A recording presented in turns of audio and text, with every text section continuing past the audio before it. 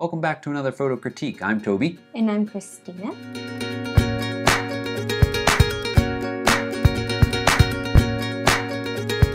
This is our photo critique for October 6th, even though it's October 7th. We don't always hit that deadline exactly right. My Sony a7R review went out instead this morning. This will be out on, well, actually the 8th. But enough blabber about that. We've got some images to poke through, and we're actually going to do a part 1 and a part 2 so that there's at least one more of these while we're off in Italy. So if you submitted this week and you don't see yours in this first batch, there's a chance they're in the second batch, but a reminder that we are doing a much smaller number.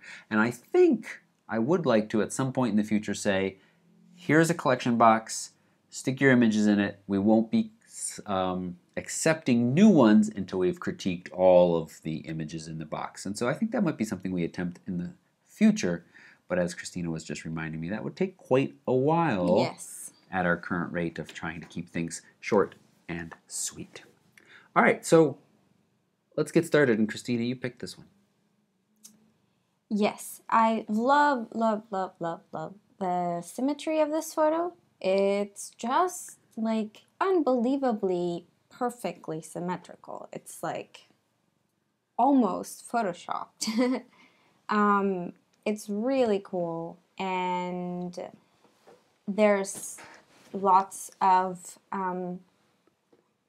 lines that lead to the subject, which is the person standing by the window or in front of the window, and that's looking out. And I like that you can see, I mean, this room looks very futuristic, but I like that you can see outside what's going on.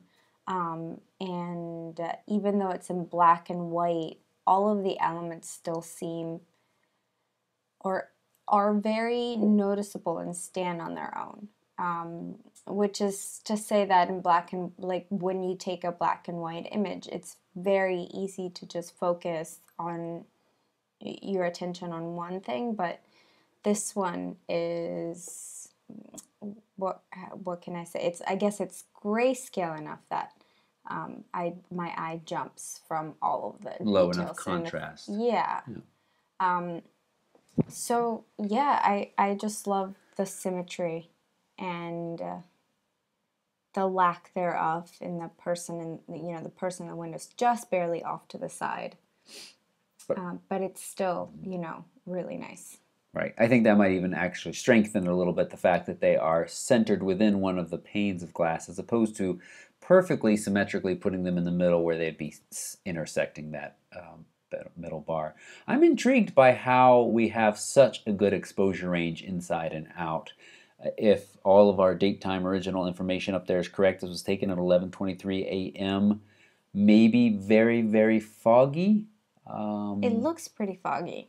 So that kept the light levels low. For those people wondering why I'm wondering, it's usually very difficult. You usually have so much more brighter, it's much more brighter outside than inside typically, and so it's very difficult to capture both the inside nicely exposed and the outside nicely exposed, as I feel like it is here. Though it does look like the outside is exposed greater. I mean, it's bright in areas and starting to lose detail here and there, but still. I actually can't tell if that is from brightness or maybe just snowfall. But very intriguing on many levels, and I just love the monochromatic look to this image and the symmetry, as Christina said too. Wonderful picture, Dalibor. Comment, tell us a little bit more about it. I'd love to hear some more. Thank you. From a very monochromatic image to a very colorful image. Well, in some respects, it doesn't have that many different colors, really. Green, brown, and our orange of the sun. Christine, you picked this one as well, but there was a couple similar submitted like this, I think, from the same person, although I didn't remind you all to use names again, so we've got a lot without names, so we don't know exactly who you are. But you also submitted the road one in kind of a national forest look, and this is just, really nice atmosphere. It looks like morning over there. We've got the sun coming through the mist, these really tall trees, maybe redwoods or something like redwoods, and it just sets a really nice mood. and I think it's done well. Yeah, I agree with you. I particularly like that I love the balance in this picture because it's really hard to take pictures of trails. I don't know if anybody else has had experience with this, but I can never take a good trail picture. It for some reason, or for, whatever reason, it just falls short and ends up looking really busy, and you try to compose the trail off, to like 1/3 of the image, and it still looks kind of funny. But this picture is really nice, and the balance of the trailhead and the sign on the left is why. What is Why this? I was motioning up there because I feel like that nicely balances this kind of I meant this. wider area here. This balances this right here for me. Mm-hmm.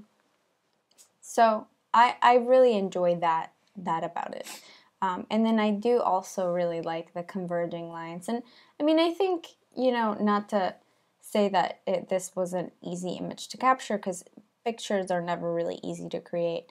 But I do think that the repetitive patterns and very similar kinds of trees sort of help contain, like it could be really chaotic.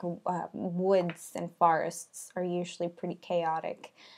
So the repetition of all the similar trees kind of, I think, helps simplify the image a little bit. But yeah, I mean, I think it's a very strong photo. Yep. I think it would be interesting to see, my inclination here to capture a photo would have been to continue up here to the narrow part of the trail that moves through the forest and really focus in on that. And not have this open area here, but as we've both said, we think that it's balanced either by the sign or the trees up here. Yeah, I mean, I think that's what we all run to, when we're photographing a trailhead, or a trail. It's like we always focus on the trail, and I don't think it would be as strong an image. All right, thank you, person who took image 7198-2. Now we got this long exposure, 20 seconds long. So the first thing that I think is intriguing is the subject stayed very still during that period of time, and they were sitting, so that's not terribly difficult to do, but they did a nice job. That's given this water a kind of a nice, smooth look, but as Christina and I were talking when we first ran through these, it's interesting because we still have a lot of ripples here in these bits of light, so it doesn't quite look like a full 20 seconds, so I'm not quite sure the conditions that gave that. But I really like that it's got this very blue tone to it, the sky and the water mirroring each other very nicely. We can see a couple of stars up here. We've got some color in the clouds. I'm not sure if that is from setting sun. We're a little late for that. Or light pollution. Yep, light pollution from these different things. And speaking of light pollution, I think one thing that would benefit this a little bit is if we popped in here and got rid of just that little bit of extra light that's coming in from the side and straightened this just, going the wrong way, just a tiny bit. I think that makes it a little bit stronger without having that cut off there. It's also interesting to see the amount of light that is on the subject themselves. There must be a street light or some source of warmish light being cast from over this direction and hitting them and hitting the bars of the metal there.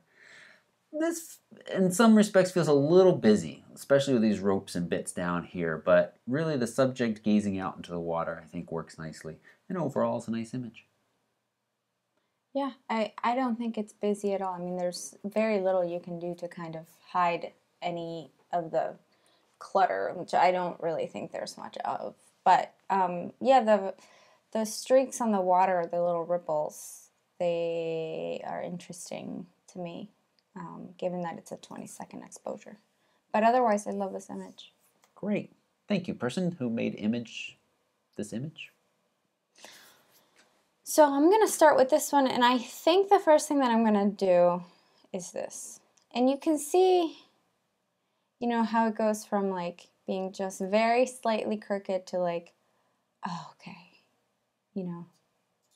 Right. Like well, I it's finally think there's a little bit of difficulty here because it feels like that is that building completely straight? Actually, I think it is. Yeah, So, well, or it wasn't, and it can be. I always go by the horizon. The horizon is almost never crooked unless, it's Especially with water. right. Right. When it's such a wide image like this one, you kind of just have to go with the horizon. And, going back to the image we just critiqued and going to this one, I know that there are minor tweaks that, and they're very tiny, maybe to some insignificant details, but it's the details that make strong photos really, really strong. If you're going to have a slanted horizon, then because it improves the image or because it changes the image or it makes the image in some way, then don't have a straight horizon. But if you're just going to have it very slightly crooked, then it's not going to look as strong. But moving on, I love the simplicity. I think this building's just really cool. Like it just stands out immediately as soon as you open this image, as soon as you look at this image, like the building is right there and it is dead center. And I think because it's so bright and so noticeable. So different from its surroundings. Right. The fact that it's dead center just kind of adds to that. Like if, I was just glancing at the little thumbnail right here and you can really see, how, just what would you say, opulent? Is that an Sure. appropriate word? Yeah. Just how noticeable it is. It also looks like there's a little bit of a vignette, which I actually hadn't noticed until you turned it black and white. Whoops! Until I looked at the thumbnail. Oh, yeah. One tip that I don't think we've ever talked about is looking at your photos in a vignette or a small, like thumbnail. zooming out a thumbnail, can help you kind of remove distractors, like very fine details, and really help you identify or look at the balance of the image. Because when the image is small and you aren't distracted by all of these different, like say lines or, different kinds of details, then you can really see where your eye goes. And, if your eye goes straight to the subject, then you're probably your photo is probably pretty strong to the subject that you intend to be your subject, I guess. So anyway, that's one thing that I do often is whenever I'm working on an image, I zoom out till it's very tiny, and then I just focus on the tones of the image. What stands out color-wise? Is it the subject? Is it something else that I haven't noticed because I've been focusing on editing this particular thing for like 5 minutes or whatever. So try doing that and checking your balance that way, the balance of your composition. Good. All right. I don't think I have anything to add. Next, we have this very tropical feeling scene because we have some kind of palm frond right in our face, and we've got some pretty tropically cool colored water in the background. I think maybe Asia, somewhere Southeast Asia is what I would guess. But, the first thing that strikes me, looks like Tony, is that this is kind of the idea of the framing, where you're using some elements within the composition to draw our eye to something. But I don't think this is a particularly strong example of framing because it's just, there's enough busyness and there's no real clarity of what the subject is. Is it the water out here, or is it this kind of, rocky point? Different way to approach this image would be to really get close to the palm or the branches and try to make it so that they're soft, very soft in the foreground, because there's just too much going on if you photograph like the individual, the whole palm leaf and all of those branches. I would get like really close, like maybe to this area, and kind of try to compose this through that, and then that way you'll have this very like kind of soft frame, and you'll still be framing, but it won't be as distracting. So I would try that. Right. Yeah, you were shooting at f/25, so you could shoot at that wider aperture to soften those things with the 18 to 135. Why is there a 6 in there? Oh, it's part of the 18 to 55, part of f5.6. Yes. Also, you should avoid f/25 as often as possible, because when you start to get up to those really high apertures or small apertures, you start to degrade your image through diffraction. And so this may not be as sharp as it could be. Normally don't need to go above f8, f10, unless you're really trying to cut down the light for some reason, and I don't think that was the case in this example. Great. So our last image for today is this one, and it is, we're not really sure who created this image, but it is a Buddha in a shop or through a shop window. And I think the thing that struck us both about this image was the reflection. I think it's so cool to be able to highlight, you know, this one place in this little town and still like showcase the entire town. You know, and the composition is very balanced as well in this picture. You have half of the image taken up by the town, and then half of the image taken up by the Buddha statue. And I don't know, I just think it's a really interesting depiction of this town. Usually you just get the storefront, and you know, these pictures can be tricky to capture too, because you could easily just photograph or try to capture a reflection and then, you know, have all the lines from the street be intersecting with this, and then it would be distracting. But this, you can even see the outline of the tree, and the tree shadow, the tree which is dark, is actually what's helping maintain focus on this. Anyway, I just thought it was very interesting. It's really well done. You know, as we pick a lot of these images, we are looking at the thumbnails on many of them, and there may be something that grabs our eye. And, you know, the Buddha statue is very interesting, but after half a second of looking at the Buddha statue, you realize there's a whole world over here, framed so and composed so nicely. So it's almost two pictures within one, and it works so well. We even have, and I don't know if this was intentional or not, but the flagpole up here just about leads into the edge of this backdrop for the Buddha, and it just splits the image just so nicely, giving us these inside-outside worlds. And it's a great image, and I think it's a wonderful image to end on.